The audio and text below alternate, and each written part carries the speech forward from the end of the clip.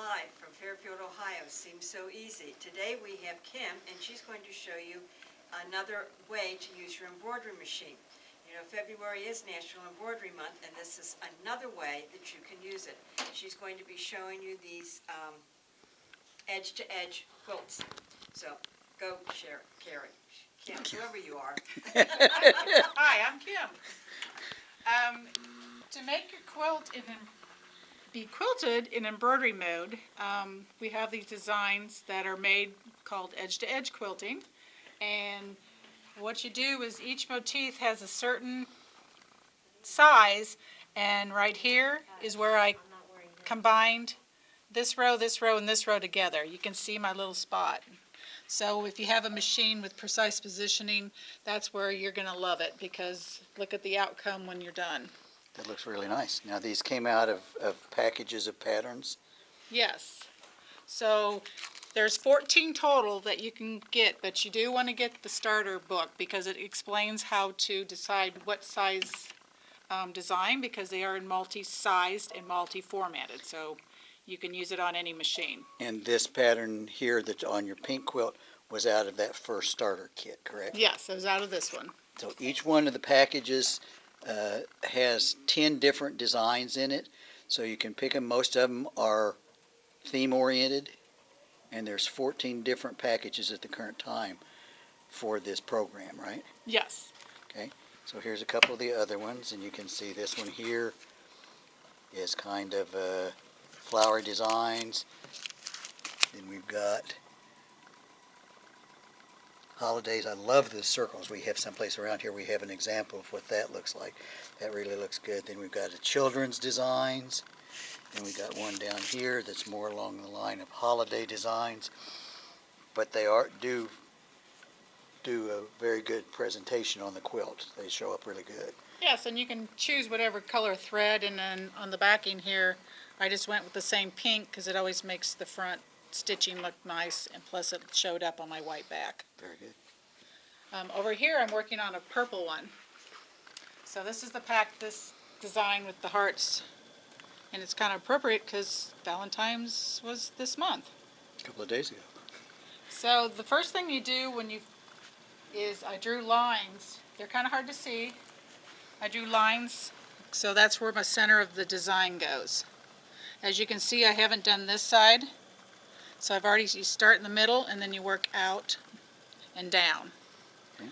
So here I started this row already. There's my marking. So now I'm going to put a design in this area right here.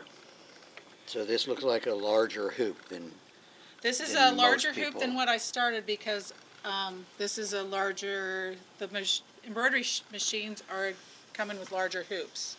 So if you have a smaller hoop, which I did at home, I could have used that too. But you want a little bit of leeway so you can position it and use precise positioning like on the FOF. So I could show you how that works. What machine are you using today? So this is the FOF Icon. And this machine is being replaced by the Icon 2, which looks like that in the picture. There you go. Not out yet, but coming In May. to a sewing machine center near you, including Seems So Easy in Fairfield. Yes. Okay, so I have this design here, and this is where my starting point is. And as you can see, my needle's here, and I want it over here. So I'm going to go over here to precise positioning. I'm going to set it to tell it that that's the point, and I can actually move it with my finger, or I can fine-tune it with the wheel. Put my needle down. It's not quite perfect. Not yet. It takes a little bit sometimes. So you're just basically finding the point where you want it to start and then hand cranking your needle down to verify that it's in the right position. Correct. Because that way you can see that the start and the stop are a little more hidden. And these don't go as fast as I like. Okay, so I'm happy right there. Okay. So I'm going to say OK on my machine. And it's going to go to the screen, and I'm going to hit the start stop button.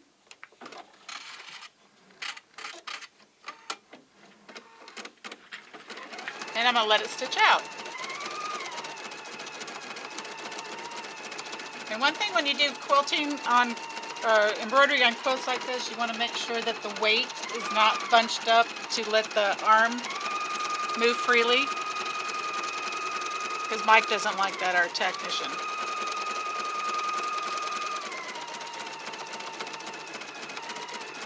So this just takes a while to stitch out, but it's fun watching it do its pattern, because it'll do its pattern and go up, and then it'll come up here and go down.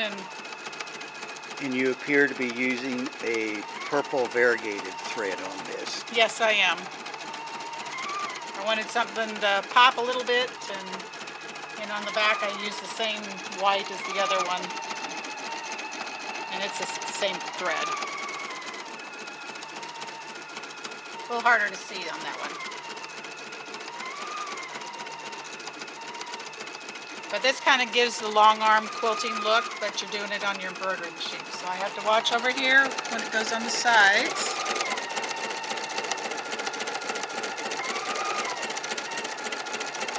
And it doesn't make any difference that you're running off of the fabric when the stitch is doing this.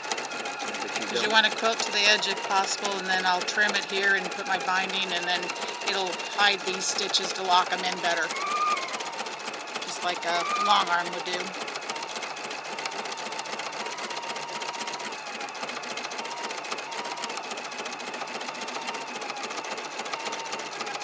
So each design could be not as much, and as you can see, the machine doesn't go very fast because it wants to go a nice steady pace. It doesn't have a Speedy Gonzales mode? Well, I don't think you want it to. So I got 2 minutes left on this, and it you was. can look over here, and it's basically you've got a plus mark following along the design, showing you exactly where you're at in the design, correct? Yes, and down here it even tells you time, how many stitches. It's only a 1700 stitch, so it doesn't take very long. And once you get the hang of rehooping each time, it gets easier.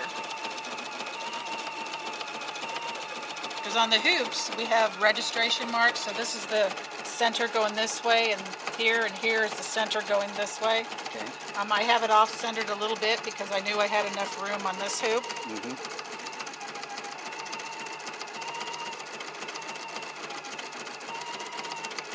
But I just noticed that you kind of gingerly touched the fabric there at the edge.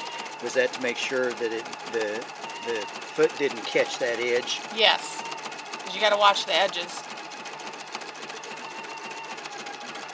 We don't want to do an oops. We do enough of those without goofing anyway, don't we? Yep.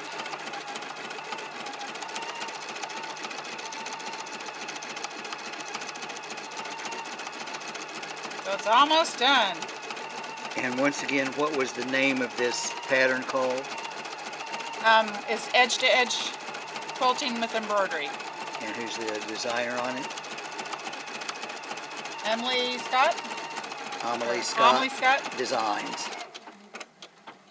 And it looks like we have come to a stopping point. So that hooping's done. So now what I'll do is, as you can see, my lines going here. I'll connect it right here. So I'll move my hoop down. Okay. And then I'll have that corner. So Very I'll have good. this done, and I just have 2 more rows left to do. So as Very you can good. see, this one said jumbo. That means it's more jumbo sizes, because this hoop is bigger, because the machines, like the Solaris and the Icon, they have bigger hoops now, so that's what the jumbo means. They're bigger. So this hoop is what, 12 by 14, Um, something like that? Yeah, let's see. 14 by 10 Okay. and a half ish. Very good. So, So you enjoy doing the edge to edge. yes. Very good. So this is probably the 3rd one I've done. I haven't done as much as I would like to, but I did owls on one for owl quilt. And So. doesn't it seem so easy? It does, seems so easy, So as you can see.